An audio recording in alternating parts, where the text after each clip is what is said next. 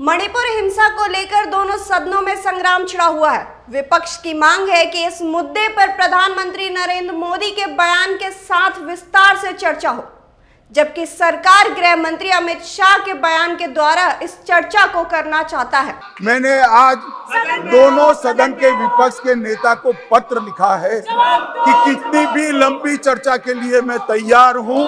सरकार को कोई डर नहीं है। चर्चा जिसको करनी है मणिपुर पर, वो चर्चा करने है। हमें कुछ छुपाना नहीं है। हमने दोनों विपक्ष के नेताओं को मैंने आज पत्र लिखा है। मैं कहता हूं कि जनता आपको देख रही है। चुनाव में जाना है, जनता के खौफ को ध्यान में रखे और मणिपुर जैसे संवेदनशील इश्यू पर चर्चा के लिए उचित माहौल सदन में बनाइए, ऐसी मेरी विनती है। बता दें कि संसद के मानसून सत्र का छठा दिन है और संसद के दोनों सदनों में मणिपुर हिंसा को लेकर सरकार और विपक्ष के बीच गतिरोध बना हुआ है। इसी बीच विपक्ष गठबंधन इंडिया ने आज एक बड़ी बैठक बुलाई। इस बैठक में विपक्षी दलों के सांसद काले कपड़ों में नजर आ रहे हैं और इस काले कपड़े को पहनने का कारण ये है कि विपक्षी सांसदों ने मणिपुर की चर्चा की अनुमति न देने और अविश्वास प्रस्ताव पर चर्चा शुरू न होने को लेकर केंद्र सरकार के विरोध में ये काले कपड़े पहने। ये बैठक विपक्ष के नेता मल्लिकार्जुन खड़गे के चैम्बर में हुई है। बताया जा रहा है कि बैठक में अविश्वास प्रस्ताव पर विपक्ष ने अपनी रणनीति बनाई और विपक्ष जल्द ही सरकार से इस प्रस्ताव पर तत्काल चर्चा करने की मांग करेगा। दरअसल आपको बता दें कि मणिपुर में पिछले 2.5 महीने से जो हिंसा जारी है, उस पर दोनों सदनों में संग्राम छिड़ा हुआ है और विपक्ष की मांग है कि इस मुद्दे पर प्रधानमंत्री मोदी बयान दे। ऐसे में बुधवार को कांग्रेस सांसद गौरव गोगोई ने लोकसभा में अविश्वास प्रस्ताव का नोटिस दिया, जिसके बाद इस प्रस्ताव को स्पीकर ओम बिरला ने स्वीकार कर लिया। हालांकि इस चर्चा के लिए अगले हफ्ते का समय तय किया गया है। विरोध करते हैं जब तक सदन में नो कॉन्फिडेंस मोशन की चर्चा शुरू हो, तो हम बात रखने का मौका नहीं मिलते।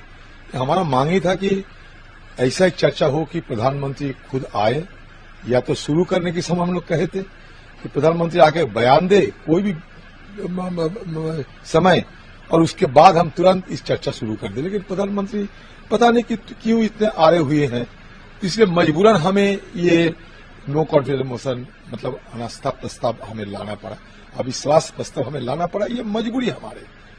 हम जानते हैं कि ये अविश्वास प्रस्ताव के चलते मोदी सरकार नहीं गिरेगी, लेकिन बात यह कि और तो कोई हमारे चारा नहीं है, कोई रास्ता नहीं है हमारे।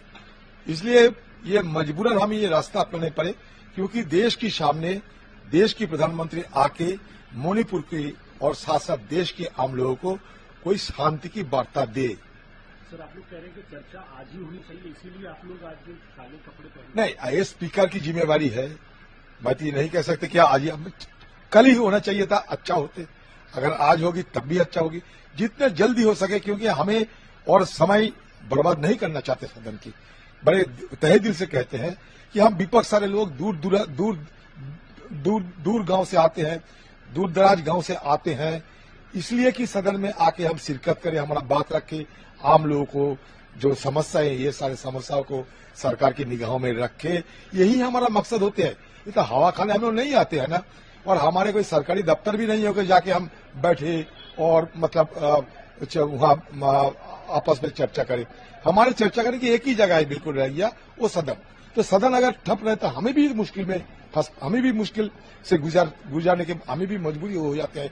इसलिए हम चाहते हैं सदन चले। अभी लेंगे एक छोटा सा ब्रेक और ब्रेक के बाद वापस लौटेंगे दूसरी खबर पर। भगत चंद्रा हॉस्पिटल विश्व की सभी आधुनिक और बुनियादी सुविधाओं से परिपूर्ण एक world class multi specialty hospital Mahavir enclave Palam डावडी रोड पर स्थित साउथ वेस्ट दिल्ली का एकमात्र मल्टी स्पेशलिटी हॉस्पिटल, जहां 24 घंटे आपकी सेवा में उपलब्ध हैं वेल क्वालिफाइड डॉक्टर्स और हेल्पिंग स्टाफ। डॉक्टर CM भगत द्वारा स्थापित भगत चंद्रा हॉस्पिटल आपकी सेहत का ख्याल रखना ही इसकी प्राथमिकता है, वो भी अफोर्डेबल रेट्स में। ब्रेक के बाद आपका स्वागत है। तो आइए बढ़ते हैं दूसरी खबर की तरफ। आपको बता दें कि पीएम मोदी का एक बड़ा बयान सामने आया है, जिसमें पीएम मोदी ने 2024 के लोकसभा चुनाव में जीत का दावा करते हुए कहा कि उनके तीसरे कार्यकाल में भारत विश्व की तीसरी अर्थव्यवस्था बनेगा और ये उनकी गारंटी है। देखिए ये वीडियो। साथियों, आज हमारी सरकार के स्तंभ और पिछले टर्म के कार्यों का परिणाम पूरा देश देख रहा है। आज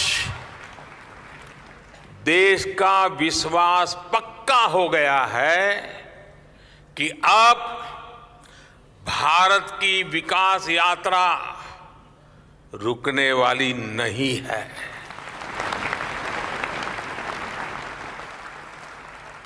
आप जानते हैं कि हमारे पहले टर्म की शुरुआत में भारत वर्ल्ड इकोनॉमी में 10वें नंबर पे था।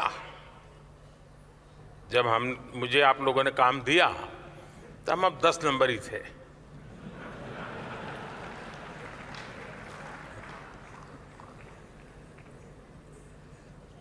दूसरे टर्म में आज भारत दुनिया की 5वीं सबसे बड़ी इकोनॉमी है।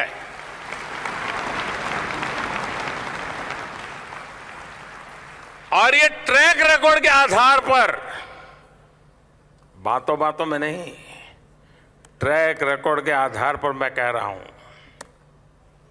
मैं देश को ये भी विश्वास दिलाऊंगा कि तीसरे टर्म में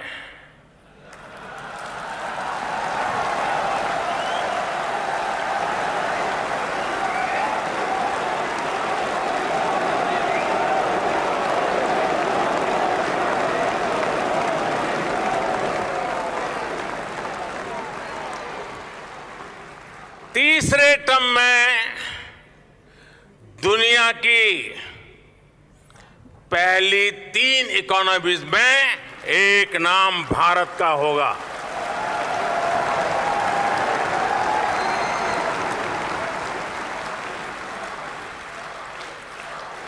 यानी तीसरे टर्म में पहली 3 इकोनॉमी में गर्व के साथ हिंदुस्तान खड़ा होगा। दोस्तों,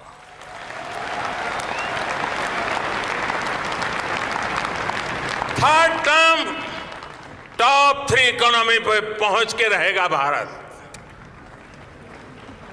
और ये मोदी की गारंटी है।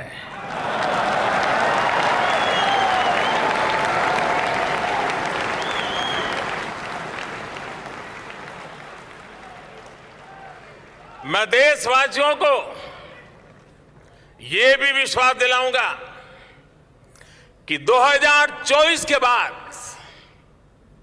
हमारे तीसरे टर्म में देश की विकास यात्रा और तेजी से बढ़ेगी।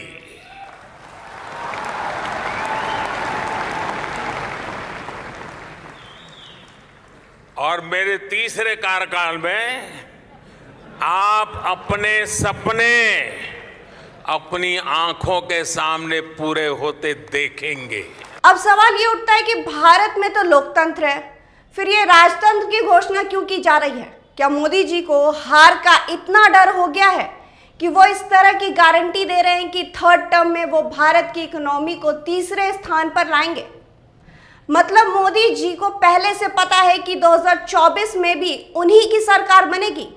खैर, 2024 में किसकी सरकार बनेगी उसके लिए हमें 2024 के चुनाव का इंतजार करना होगा। फिलहाल इस खबर में इतना ही। देश और दुनिया की तमाम खबरों के लिए बने रहिए हमारे साथ और देखते रहिए इंडिया टाइम 24 न्यूज। खबरों से खबरदार रहने के लिए चैनल को सब्सक्राइब करें और प्रेस करें बेल आइकन।